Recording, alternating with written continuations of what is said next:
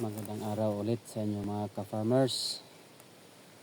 Dahil nakapag-transplant na tayo ng ating atsal at saka napaka sobrang init sa panahon, ito gagawa tayo ng paraan. Maglalagay tayo ng soil conditioner, no, sa ating bagong na transplant na atsal, upang sa ganon ang ating tanim ay makapagtawid, no? Kaya niyang labanan ang init ng panahon dahil meron tayong nilagay na soil conditioner na siyang magbibigay ng lamig, no, sa ilalim ng lupa, na ito'y tinatawag na anti-heat stress.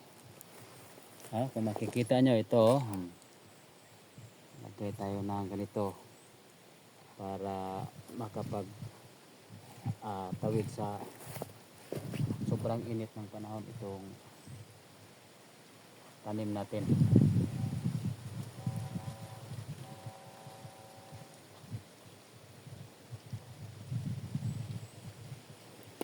Sa hindi pa nakakaalam, pwede kayong magtanong sa akin.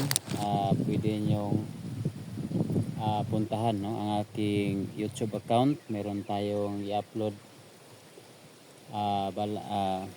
mga ilang araw mula ngayon, kasi mag-open tayo ng YouTube channel natin para makatulong naman tayo sa ating mga kababayan, no, na interesadong magtanim ng kahit anong klaseng mga gulay na maaring